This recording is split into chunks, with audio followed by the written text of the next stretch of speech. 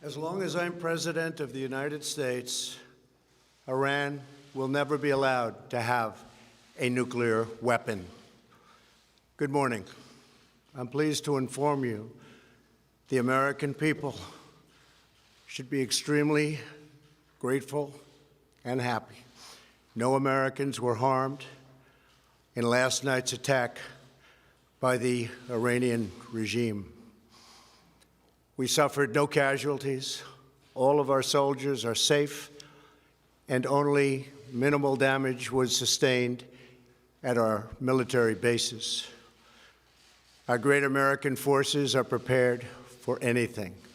Iran appears to be standing down, which is a good thing for all parties concerned and a very good thing for the world. No American or Iraqi lives were lost because of the precautions taken, the dispersal of forces, and an early warning system that worked very well. I salute the incredible skill and courage of America's men and women in uniform. For far too long, all the way back to 1979 to be exact, nations have tolerated Iran's destructive and destabilizing behavior in the Middle East and beyond. Those days are over. Iran has been the leading sponsor of terrorism, and their pursuit of nuclear weapons threatens the civilized world. We will never let that happen. Last week, we took decisive action to stop a ruthless terrorist from threatening American lives. At my direction, the United States military eliminated the world's top terrorist, Qasem Soleimani. As the head of the Quds Force, Soleimani was personally responsible for some of the absolutely worst atrocities. He trained terrorist armies, including Hezbollah, launching terrorist strikes against civilian targets. He fueled bloody civil wars all across the region. He viciously wounded and murdered thousands of U.S. troops, including the planting of roadside bombs that maim and dismember their victims. Soleimani directed the recent attacks on U.S. personnel in Iraq that badly wounded 4 service members and killed 1 American, and he orchestrated the violent assault on the U.S. Embassy in Baghdad. In recent days, he was planning new attacks on American targets, but we stopped him. Soleimani's hands were drenched in both American and Iranian blood. He should have been terminated long ago. By removing Soleimani, we have sent a powerful message to terrorists. If you value your own life, you will not threaten the lives of our people. As we continue to evaluate options in response to Iranian aggression, the United States will immediately impose additional punishing economic sanctions on the Iranian regime. These powerful sanctions will remain until Iran changes its behavior.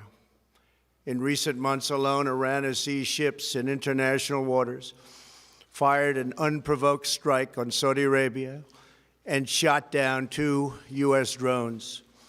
Iran's hostilities substantially increased after the foolish Iran nuclear deal was signed in 2013, and they were given $150 billion, not to mention $1.8 billion in cash. Instead of saying thank you to the United States, they chanted death to America.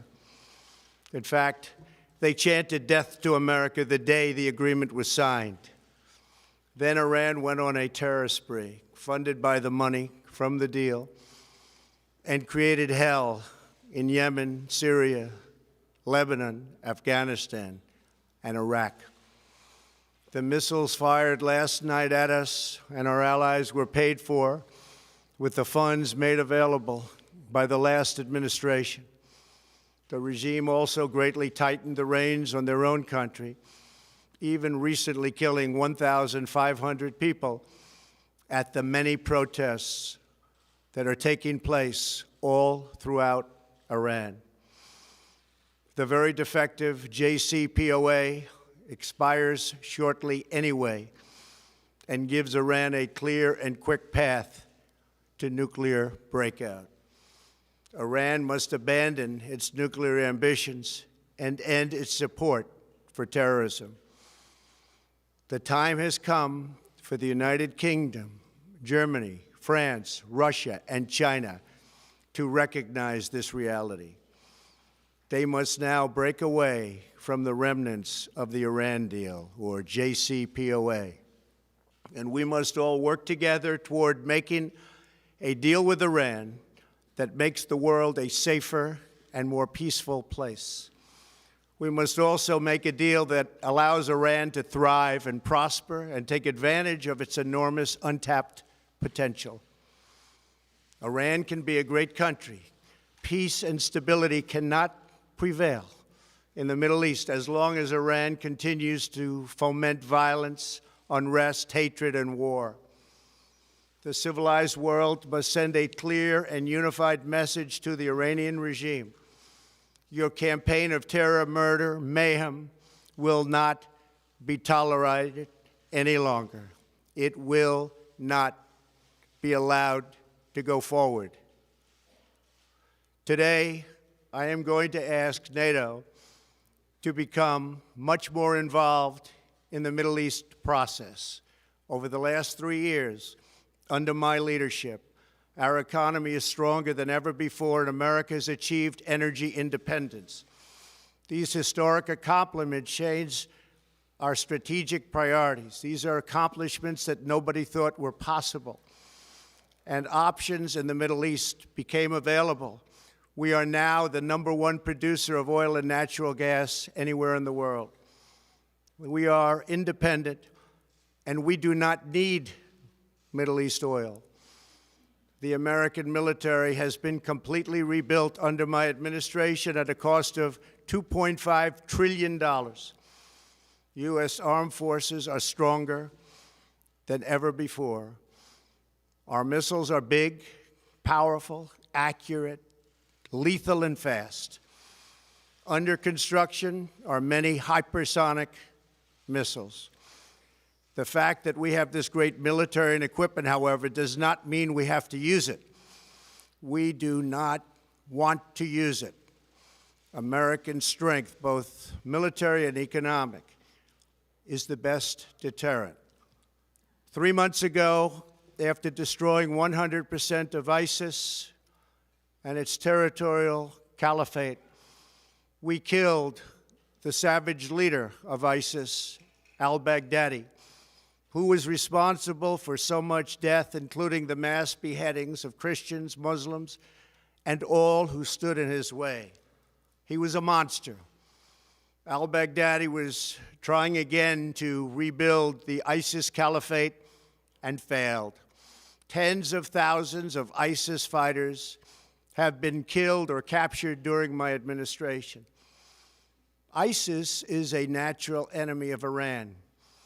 The destruction of ISIS is good for Iran, and we should work together on this and other shared priorities. Finally, to the people and leaders of Iran, we want you to have a future, and a great future, one that you deserve, one of prosperity at home and harmony with the nations of the world. The United States is ready to embrace peace with all who seek it. I want to thank you, and God bless America. Thank you very much. Thank you. Thank you. Mr. President, why would the Iranians negotiate with you, sir? Mr. President, how about you?